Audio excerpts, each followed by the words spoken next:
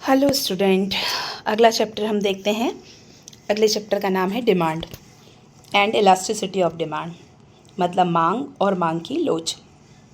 ठीक है, तो स्टार्ट करते हैं। स्टार्ट हम करेंगे बहुविकल्पीय प्रश्नों से, ऑब्जेक्टिव क्वेश्चंस से।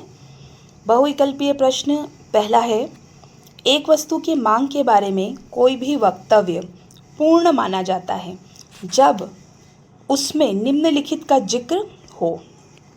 किन किन बातों का जिक्र होना चाहिए जब मांग के बारे में संपूर्ण जानकारी हमें मिल पाएगी?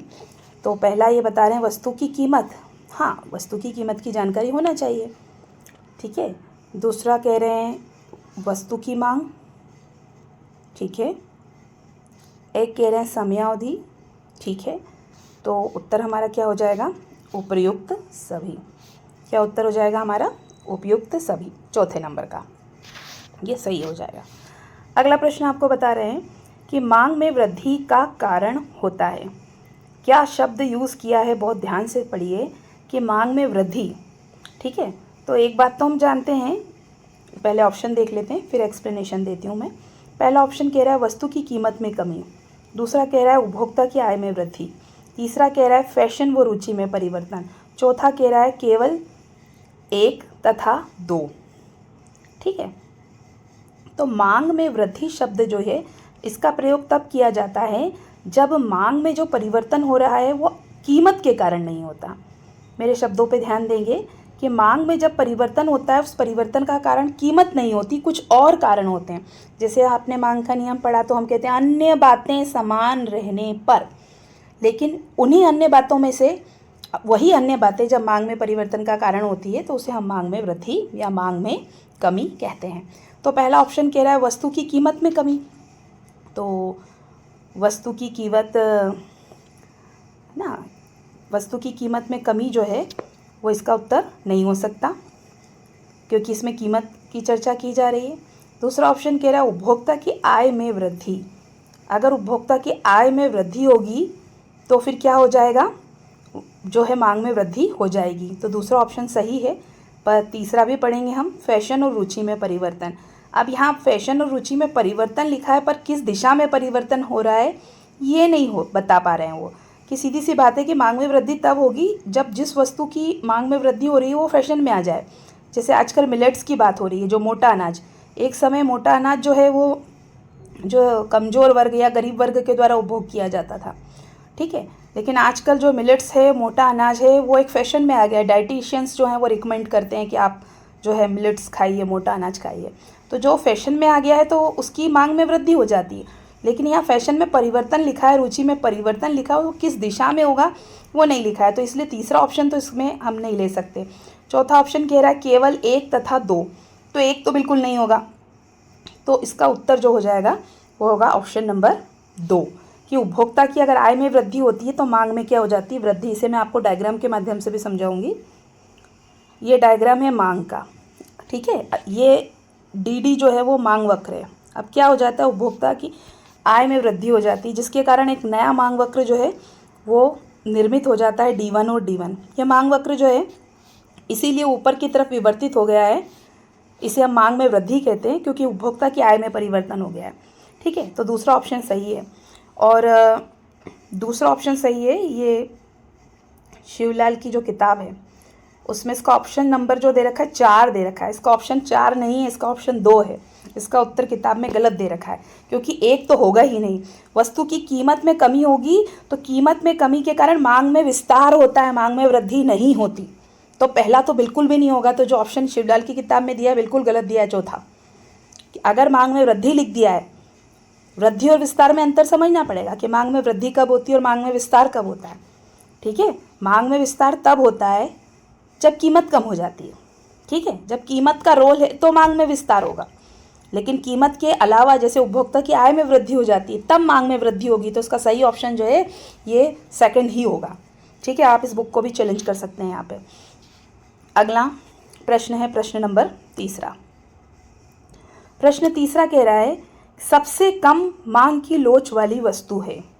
ठीक है, मांग की लोच सबसे कम कब होती है? अब हमें वस्तुओं की मांग को थोड़ा सा ध्यान में रखते हुए देखना पड़ेगा। कार पहला ऑप्शन दे रखा है कार, दूसरा दे रखा है साइकिल, तीसरा दे रखा है मकान और चौथा दे रखा है नमक।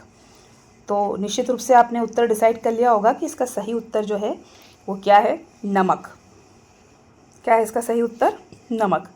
नमक जो है उसकी मांग की लोच जो है बहुत ही कम होती है। अगर महंगा नमक हो जाएगा तो आप नमक कम डाल के नहीं खाएंगे, और अगर नमक सस्ता हो जाएगा तो नमक ही नमक नहीं खाएंगे। ठीक है, तो नमक जो है एक वो निश्चित अनुपात में जो है निश्चित मात्रा में उपयोग की जाने वाली वस्तु है, इसलिए इसकी मांग की लोच सबसे कम होती है। लिखा ना, सबसे कम मांग की लोच वाली वस्तु कौन सी है, तो वो क्या है, नमक है। ठीक है, समझ चुके हैं आप इस बात को अच्छे से। अब अगला प्रश्न है प्रश्न नंबर 4। जब मांग वक्र एक सरल रेखा होती है तो उसके मध्य बिंदु पर मांग की लोच क्या होती है। ठीक है, जब मांग रेखा क्या होती है, सरल रेखा होती है। चलिए इसे चित्र के माध्यम से समझेंगे हम। ठीक है, एक चित्र बना लेते हैं और मांग रेखा बना लेते हैं। ये रही एक मांग रेखा। आप क्या कह रहे हैं, इसका मध्य बिंदु, इस मांग रेखा का मध्य बिंदु ये। इस पर मांग की लोच कितनी होगी, तो हमेशा ध्यान रखिएगा मांग की लोच को हम बोलते हैं इलास्टिसिटी ऑफ डिमांड। क्या कहते हैं बच्चे, इलास्टिसिटी ऑफ डिमांड, राइट। तो ईडी में यहाँ शॉर्ट में लिखूंगी, आप समझ जाएंगे। तो किसी भी मांग वक्र का जो सबसे मध्य बिंदु होता है वहाँ पे इलास्टिसिटी ऑफ डिमांड कितनी होती है, 1। मेरे साथ बोलते जाएंगे, अपनी कॉपी में चित्र बना के लिख लेंगे तो एक बार में आपको याद हो जाएगा कि मांग वक्र जो होता है, ये मांग वक्र है डी डी का मतलब डिमांड। ये मांग वक्र पर जो है सबसे बीच का जो बिंदु है उसको हम क्या कहते हैं, वहाँ पे मांग की लोच क्या है, 1 है। ठीक है, और एक अतिरिक्त जानकारी भी दे देती हूँ मैं आपको। ठीक है, इस बिंदु के ऊपर अगर हम जाते हैं, किस बिंदु पर, मध्य बिंदु पर, मान लो इसको मैं ई नाम दे देती हूँ। क्या नाम दे देती हूँ, ई बिंदु से ऊपर जाते हैं तो मांग की लोच जो है वो 1 से ज़्यादा होगी। क्या होगी, 1 से ज़्यादा। और उसके नीचे जाते हैं तो मांग की लोच 1 से कम होगी। ठीक है, और बिल्कुल बीच का जो बिंदु है वहाँ मांग की लोच क्या हो जाएगी, 1 हो जाएगी। तो आपका चौथा नंबर जो है इसका सही उत्तर जो है वो क्या है, 1। ठीक है, सही उत्तर क्या है इसका, 1। बहुत अच्छे से देखेंगे और कॉपी में अपने लिखते जाएंगे कि जो मध्य बिंदु होता है, सरल रेखा का मध्य बिंदु पर मांग की लोच कितनी होती है, 1। समझ चुके होंगे अभी तक आप। अब प्रश्न नंबर 5 को हम देखेंगे। प्रश्न नंबर 5 कह रहा है आपसे, मांग के नियम का आधार है। क्या कह रहे हैं, मांग के नियम का आधार क्या है। इसके पूर्व अध्याय में भी आप इसकी जानकारी ले चुके हैं। मांग के नियम का आधार क्या है, उपयोगिता ह्रास नियम। इसका सही उत्तर क्या हो जाएगा, उपयोगिता ह्रास नियम मांग के नियम का आधार है। अगला प्रश्न है, आवश्यकता एवं मांग में भेद करने वाला प्रमुख कारक क्या है। आवश्यकता और मांग दोनों में अंतर करने वाला जो प्रमुख कारक है वो क्या है। तो अगर आवश्यकता है और उसकी अगर हम मांग कर रहे हैं तो मांग के लिए ज़रूरी, सबसे पहले ज़रूरी क्या हो जाता है, उसकी कीमत। ठीक है, सबसे ज़रूरी क्या हो जाता है, कीमत। ठीक है, और यहीं पर अगर एक और ऑप्शन होता चौथे नंबर पे, उपरोक्त सभी। ठीक है, उपरोक्त सभी अगर यहाँ ऑप्शन होता तो आप उसी ऑप्शन को सिलेक्ट करते, उपरोक्त सभी, क्योंकि वस्तु की इच्छा भी ज़रूरी है, उसको खरीदने के साधन होना भी ज़रूरी है और व्यय की तत्परता भी ज़रूरी है। लेकिन यहाँ पे उपरोक्त सभी ऑप्शन नहीं दिया है, इसीलिए ऑप्शन नंबर 4 कि सबसे पहले हम किसी वस्तु की मांग करते हैं तो उसकी कीमत पर हमारा ध्यान जाता है, और इसी आधार पर मांग का नियम बना हुआ है कि वस्तु की कीमत और उसकी मांगी जाने वाली मात्रा के बीच में विपरीत संबंध होता है। तो यहाँ पर इसका सही उत्तर क्या है, वस्तु की कीमत। अगला प्रश्न, यदि वस्तु X की कीमत गिरने पर वस्तु Y की मांग बढ़ जाती है। अरे वाह, बहुत अच्छा प्रश्न है। आप प्रश्न की भाषा को समझेंगे। यदि वस्तु X है, उसकी कीमत क्या हो जाती है, कम हो जाती है। वस्तु X की कीमत कम हो रही है और Y की मांग बढ़ रही है। अब बताइए ये दोनों वस्तुएं कैसी हो सकती है, थोड़ा सा हम देख लेते हैं इसको। ये वस्तु X है और ये वस्तु क्या है, Y। अब ये X और Y की जगह मैं कुछ नाम दे देती हूँ इनकी। एक्स को मैं बोल देती हूँ ये क्या है, चाय, और वाई को कह देती हूँ ये क्या है, कॉफ़ी। ठीक है, अब वस्तु एक्स की कीमत कम हो रही है चाय सस्ती हो रही है, कम हो रही है, मैंने एरो बना दिया नीचे जाते हुए। चाय की कीमत क्या हो रही है, कम हो रही है, तो लोग ज़्यादा चाय पियेंगे, राइट। चाय की कीमत कम हो रही है तो लोग क्या करेंगे, चाय पियेंगे। तो ये लोग जो कॉफ़ी पी रहे थे ये भी कहाँ चले जाएंगे, चाय पीने चले जाएंगे। तो वस्तु वाई जो कॉफ़ी है उसकी मांग कम हो रही है, एक की कीमत कम हो रही है और दूसरी की वस्तु एक्स की कीमत गिर रही है तो वस्तु वाई की मांग बढ़ रही है। ये अलग केस है, ये चाय कॉफ़ी वाला केस नहीं है। ठीक है, अब कौन सा केस है देखते हैं। वस्तु एक्स बना ली और वस्तु वाई बना ली। वस्तु एक्स की कीमत गिर रही है और वस्तु वाई की मांग क्या हो रही है, बढ़ रही है। ठीक है, वस्तु वाई की मांग बढ़ रही है। तो ये दोनों कैसी वस्तुएं हैं, ये दोनों पूरक वस्तुएं हैं। कैसी वस्तुएं, ये दोनों पूरक वस्तुएं। पूरक वस्तुओं के उदाहरण आपने देखे होंगे, कार और पेट्रोल, पेन और इंक। ठीक है, अगर कार की कीमत कम हो रही है तो पेट्रोल की मांग बढ़ जाएगी, क्योंकि कार किसकी सहायता से चलती है, पेट्रोल की सहायता से। तो ये दोनों कैसी वस्तुएं हैं, पूरक वस्तुएं। अभी आपने देखा मुझसे मिस्टेक हुई थी समझने में। मिस्टेक का मुख्य कारण ये था कि मैंने जो है सही संबंध को नहीं समझा। यहाँ पे जो संबंध सही है वो क्या कह रहा है कि एक तो बढ़ रहा है, एक क्या हो रहा है, ये इधर गिर रहा है तो ये बढ़ रहा है।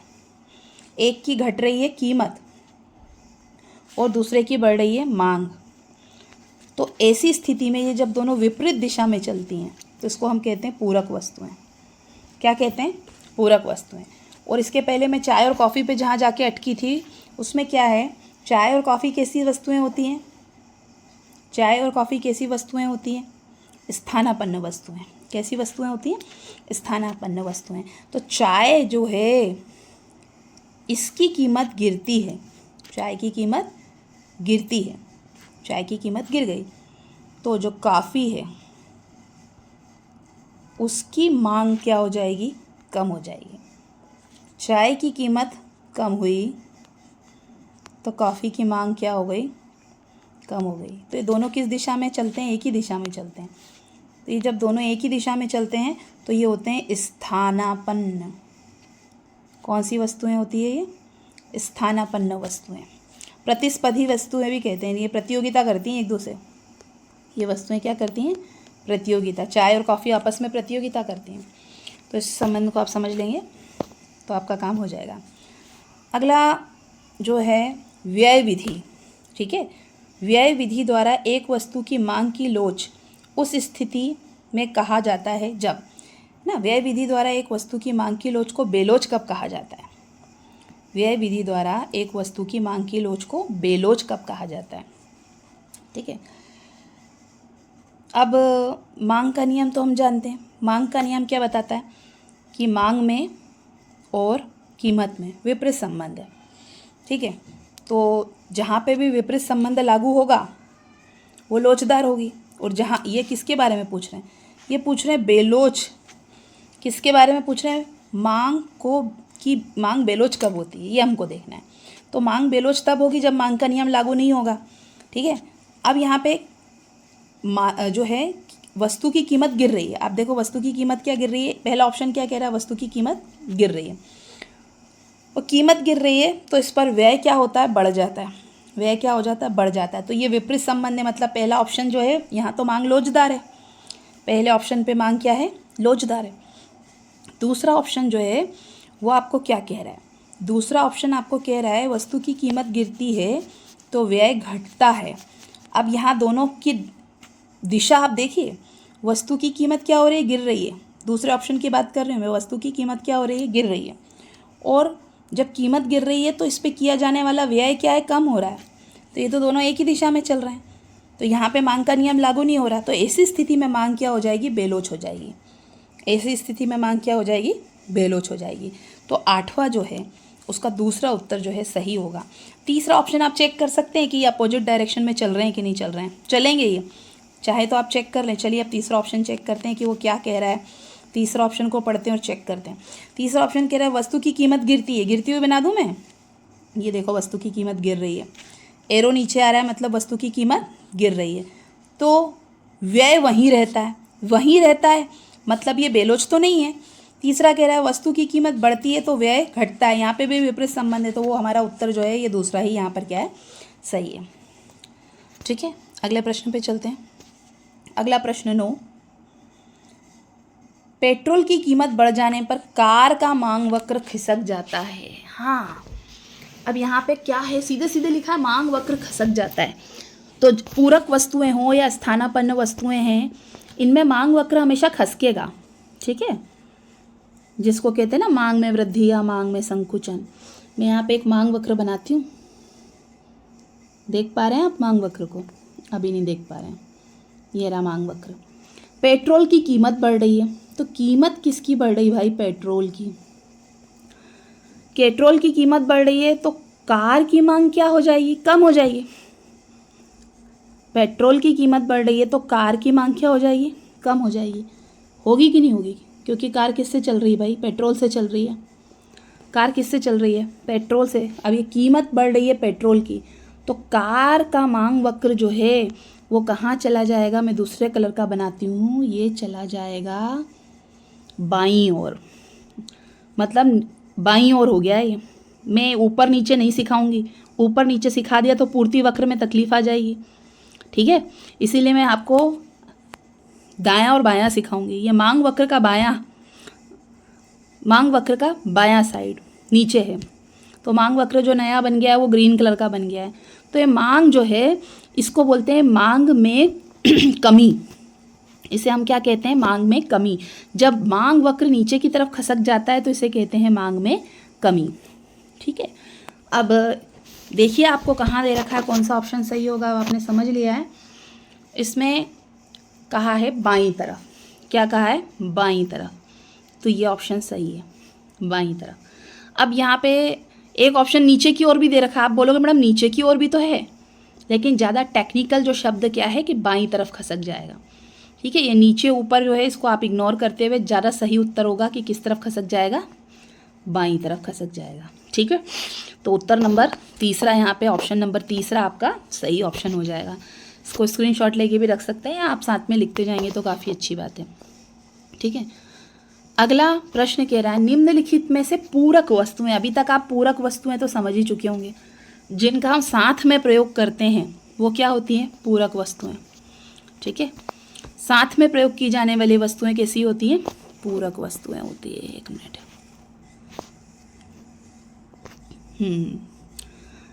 तो चाय और कॉफ़ी क्या हम साथ में पी लेते हैं मिला के? नहीं, तो ये तो नहीं हो सकता। हटा के देखो इसको, ये तो हट गया, बचे 3। पेप्सी और कोको कोला साथ में पी लेते हैं क्या? अरे साथ में पी लेते हैं पूरक वस्तुएं? नहीं, ये भी नहीं हो सकता है। अब गेहूं और चावल, अब ये तो अपनी अपनी चॉइस है, कुछ लोग गेहूं की रोटी भी खाते हैं, उसी समय चावल भी बनता है, लेकिन ये भी इसको पूरक वस्तु नहीं कह सकते, ये पूरक वस्तु नहीं है। तो आपका सही उत्तर कौन सा हो जाएगा? उपरोक्त में से कोई भी नहीं। सही उत्तर आपका है उपरोक्त में से कोई नहीं। देख लीजिए, आप समझ लीजिए बात को, सही उत्तर है उपरोक्त में से कोई नहीं। पूरक वस्तुएं कौन सी है? कार और पेट्रोल, पेन के अंदर इंक डलेगी, मोबाइल के अंदर सिम के अंदर बैलेंस, तो ये सारी कैसी वस्तुएं हैं? पूरक वस्तुएं। ठीक है, आपके घर बहुत अच्छा कलर टीवी है तो इलेक्ट्रिसिटी का कनेक्शन भी होना चाहिए, तभी वो चलेगा कलर टीवी। ठीक, प्रश्न नंबर 11 कह रहा है मांग में विस्तार। हाँ, विस्तार, मैंने अभी थोड़ी देर पहले भी आपको बताया था कि विस्तार और वृद्धि में अंतर जानना बहुत ज़रूरी है। ठीक है, विस्तार किसके कारण होता है? कीमत के कारण। ठीक है, और वृद्धि किसके कारण हो सकती है? जब उपभोक्ता की आय बढ़ जाए या अन्य वस्तुओं की कीमतों में परिवर्तन आ जाए, उसके कारण वृद्धि हो सकती है। तो विस्तार यहाँ किसके कारण हो रहा है? कीमत। एक डायग्राम में बना के बताना चाहूँगी यहाँ पे आपको। ये एक मांग वक्र है, ये एक मांग वक्र है। इस मांग वक्र में एक बिंदु हम ले लेते हैं, मान लीजिए कीमत 2 रुपये थी, तो 2 रुपये पे 6 इकाइयाँ मांगी जा रही थी। अब कीमत जो है फिर से बनाती हूँ इसको, क्योंकि ये डायग्राम नहीं हो पाएगा। फिर से देखिए इस डायग्राम को 2 कलर में।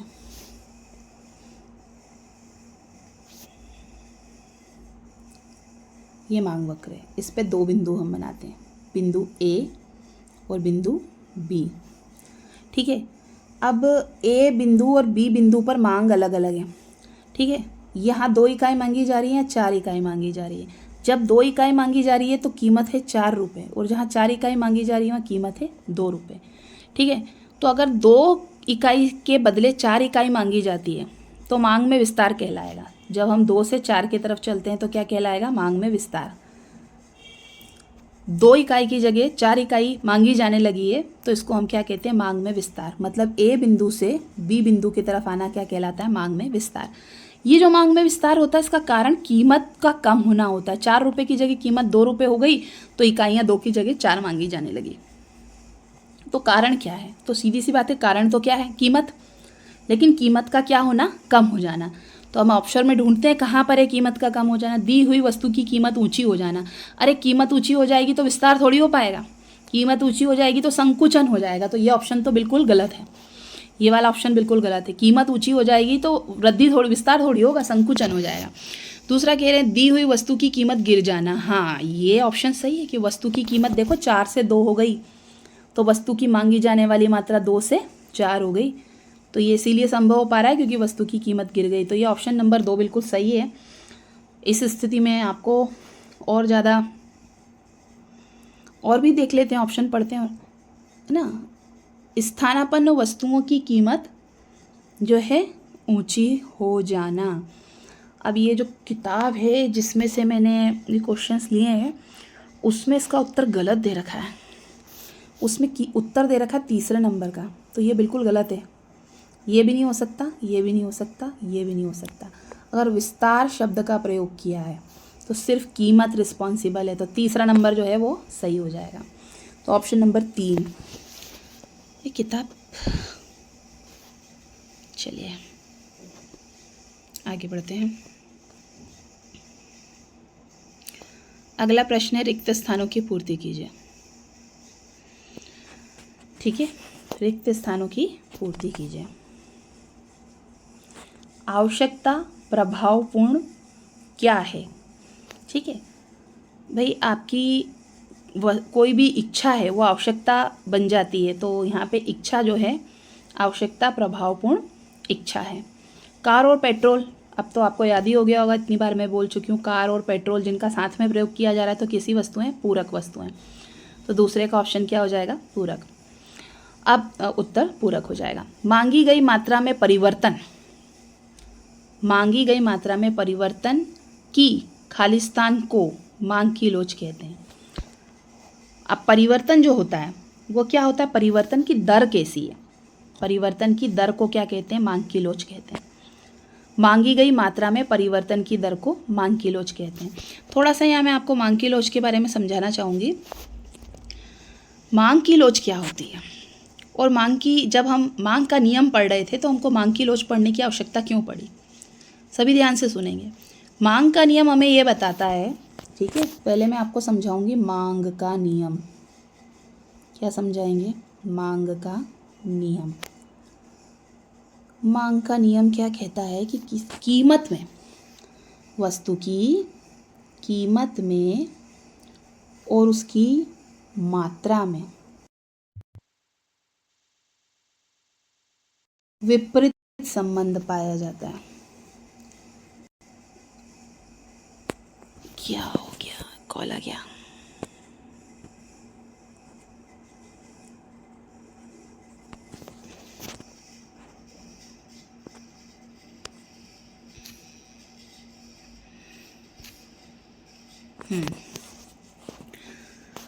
तो मैं मांग का नियम पढ़ा रही थी कि किसी वस्तु की कीमत और उसकी मात्रा में कैसा संबंध होता है? विपरीत संबंध होता है। जब मांग के नियम ने हमको बता दिया था कि कीमत और मात्रा में विपरीत संबंध होता है तो मांग की लोच की ज़रूरत क्यों पड़ी? इसकी ज़रूरत इसीलिए पड़ी कि हम ये तो जानते हैं कि वस्तु की कीमत बढ़ेगी तो उसकी मात्रा कम होगी। ठीक है, वस्तु की कीमत इस दिशा में जाएगी तो वस्तु की मात्रा इस दिशा में जाएगी, ये तो हमको पता था। पर कितना परिवर्तन, कितना,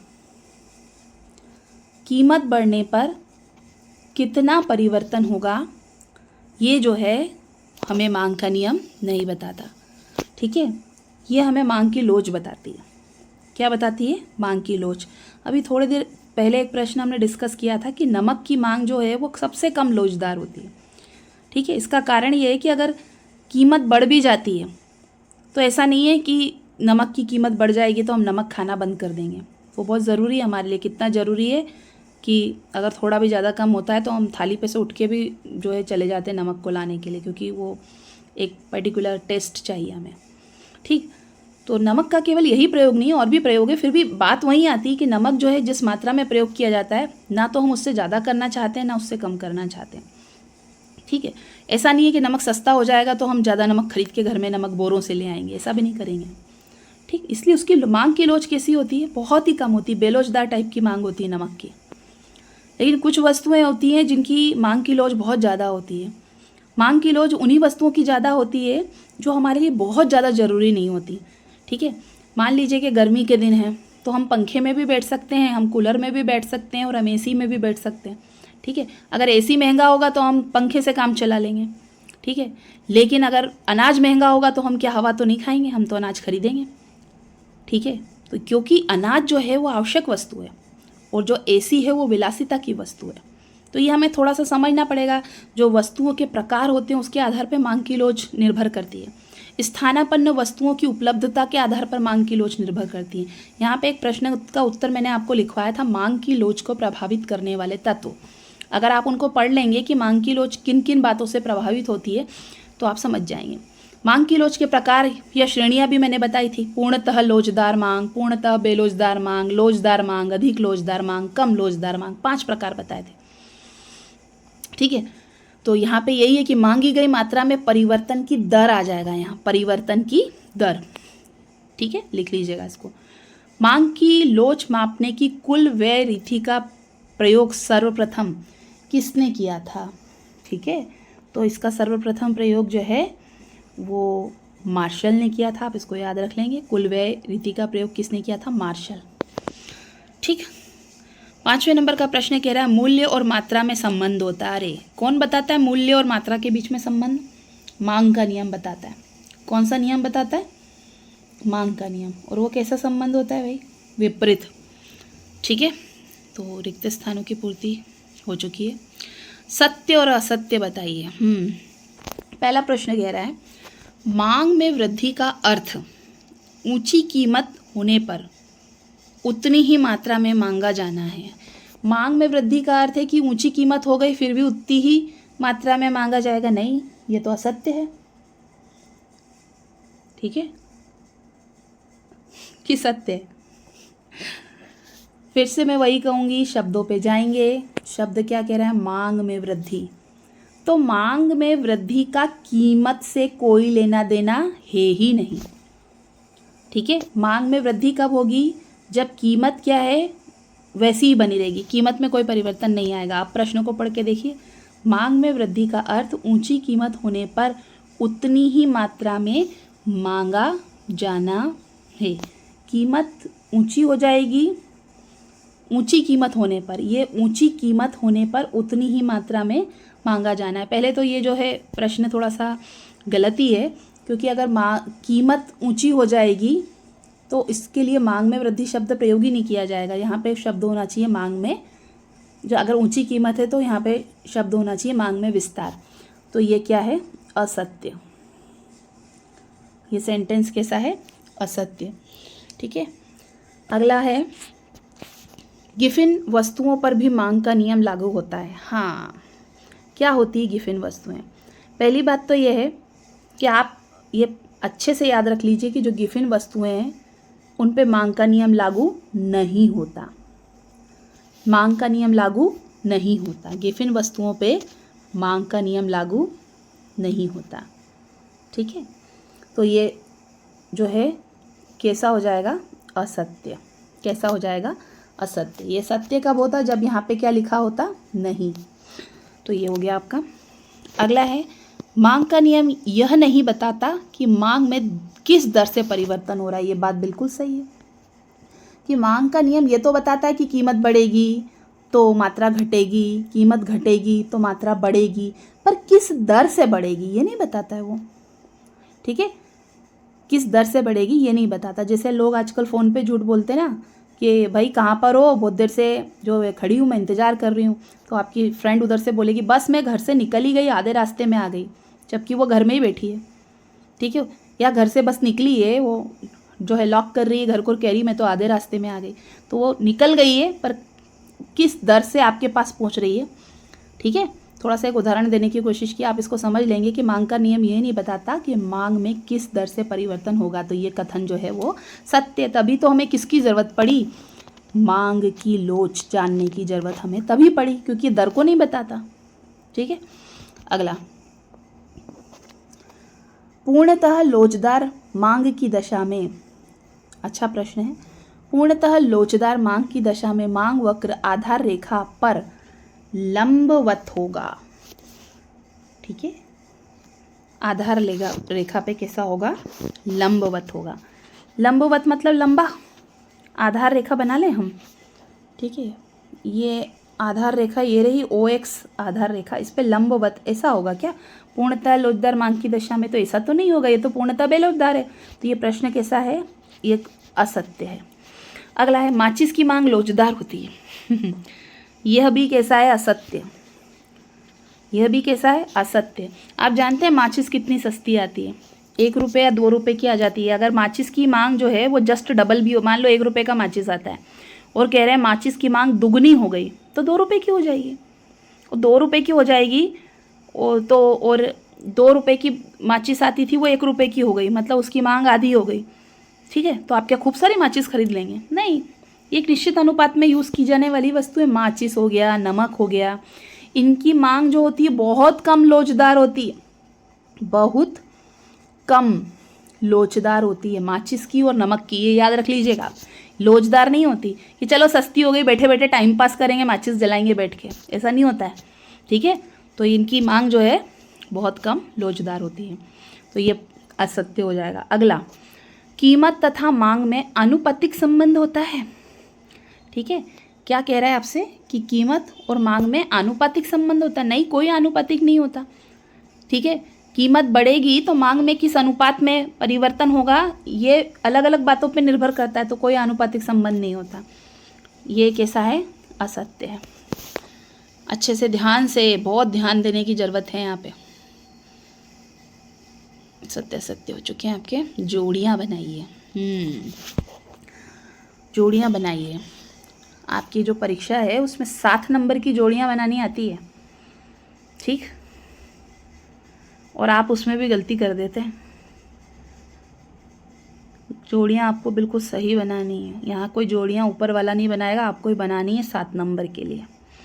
पहला है बेलोचदार, दूसरा है लोचदार, आय तथा मात्राओं का संबंध, प्रतिस्थापन वस्तुएं। मेरे को पता है प्रतिस्थापन वस्तुएं क्या होती है, सबसे पहले मैं देख लेती हूँ कि जिसके बीच में प्रतियोगिता होती है वो प्रतिस्थापन वस्तुएं होती है। जो मुझे आ रहा है वो सबसे पहले करूँगी मैं, है ना। प्रतिस्थापन वस्तुएं क्या होती है, चाय और कॉफ़ी। ठीक है, फिर क्या है, पूरक वस्तुएं दिख रही हैं, हाँ मुझे पूरक वस्तु भी आता है जो साथ में प्रयोग की जाती हैं, कार और पेट्रोल, ये 2 तो काम हो गए। ठीक है, वस्तु की मांग का संबंध, वस्तु की, फिर क्या है, लोचदार और बेलोचदार भी दे रखा है। अब देखो, अभी मैंने समझाया था कि जो अनिवार्य वस्तुएं उनकी मांग कैसी होगी, बेलोचदार। अगर कोई टैबलेट है जिसको लेना किसी मरीज के लिए बहुत ज़रूरी है, क्योंकि वो बहुत अनिवार्य है, उसको बीपी की टैबलेट लेना ज़रूरी है, उसको थायराइड की टैबलेट लेना ज़रूरी है, डॉक्टर ने प्रिस्क्राइब किया है कि टैबलेट रोज़ लेना ही है, तो उसकी मांग बेलोचदार हो जाएगी, क्योंकि वो उसके लिए बहुत आवश्यक है। अगर उसकी कीमत भी बढ़ती है तो उसको लेता रहेगा। ठीक है, क्योंकि जान है तो जहान है, आवश्यक वस्तुएं, भोजन, ठीक है, शिक्षा, स्वास्थ्य, ये इन पे खर्च अनिवार्य है, तो ये इनकी मांग कैसी हो जाएगी, बेलोचदार। आरामदायक वस्तुएं, ठीक है भाई, कार नहीं मिल रही तो बाइक से चले जाएंगे, कार महंगी हो गई, तो जो आरामदायक वस्तुएं उसकी मांग कैसी होती है, लोचदार। जरूरी थोड़ी कार से जाएंगे, ठीक है, बागली जाना है तो बस में चले जाएंगे। अगला है वस्तु की मांग का संबंध। तो वस्तु की मांग का संबंध कौन बताता है, मांग का नियम, ये सीधा सीधा बना है। आय तथा मात्राओं का संबंध, आय तथा मात्राओं का संबंध, तो आय मांग, ये बन गई जोड़ियाँ। इस तरीके से जोड़ियाँ बनाना, ये जैसे मैंने करा है ऐसा नहीं करना है, आपको सामने सामने सीधा लिखना है, ठीक है। तो ये जोड़ियाँ बनाने का काम हो गया। अगला प्रश्न देखेंगे। सब काम मैंने ही कर दिए, कुछ होमवर्क ही नहीं दिया है। इस बार एक शब्द में उत्तर आप देंगे, एक शब्द के उत्तर आप देंगे, ठीक है। कितने प्रश्न हैं? 9। एक शब्द में उत्तर देना है, आपके लिए बहुत आसान होगा। तो एक शब्द के उत्तर आप दीजिए। मैंने ये चैप्टर पूरा आपको करवा दिया है, ठीक है। Thank you very much.